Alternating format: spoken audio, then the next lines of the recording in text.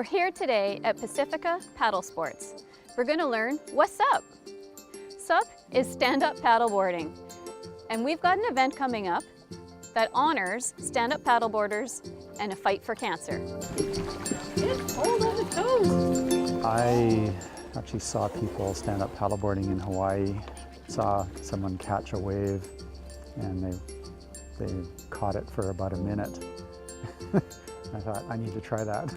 So I came back to Victoria and bought a paddleboard. My sea legs are wobbly. When paddleboarding started to slowly creep into Ontario, I just had to try it. And the first time I did, I was out in terrible conditions and couldn't stay on the board, but had never had as much fun. My background is marine biology. I love the ocean, and so it was a way that I could get out into the ocean on a regular basis. It's very accessible. It's just a fun way to be out in nature and explore. It's kind of my way of meditating. You won't be mistaken for a seal. Standing is nice. It's comfortable. You get a good view of what's in the water. You can see everything as you're paddling around. It's relaxing.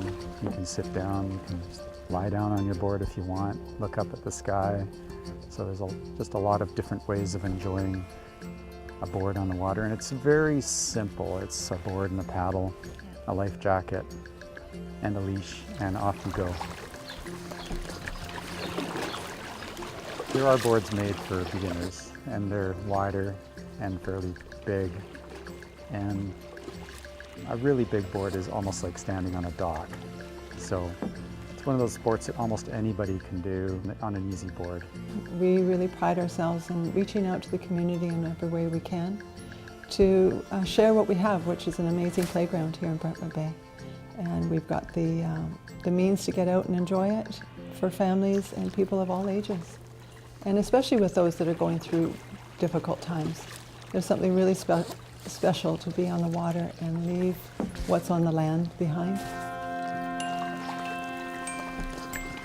Troy Niebecker is a man in Seattle whose life and family was touched with cancer a number of years ago, and he was a paddler, and it was sort of his happy place where he went and de-stressed while he was dealing with the chaos of that cancer causes in families, and he wanted to do something that helped others when they were feeling a similar way. So he started the very first Monster and Sea 24-hour paddle. 24 hours because it's hard to paddle for 24 hours, and although it's not comparable to what people are going through with cancer, it symbolizes that 24/7 that you have to deal with. It just really spoke to me that this was all about fundraising for families that are affected by cancer, and that the money goes directly to them. And then just from the perspective of, we lost someone in the paddling community to cancer at the beginning of this year, and that this was in honor of him for the Victoria teams and Vancouver teams. Bob Purdy was a paddler who's really well known in the stand-up paddle community and the environmental community, especially in BC. He's very well loved by everyone who knew him.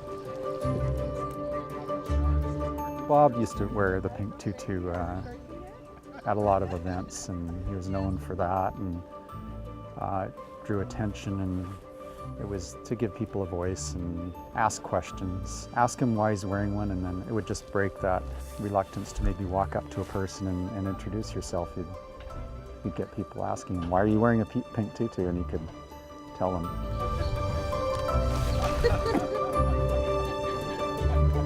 We will have team jerseys with a little heart with Bob on the side of our shoulders to remember him. And we will be wearing pink tutus as we paddle out, just as he did with his fundraisers.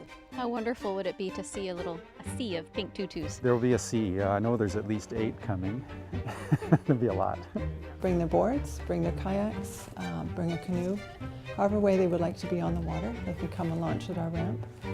And they can come and have some food, have some social time, and lay out their bedrolls on the floor and have a rest.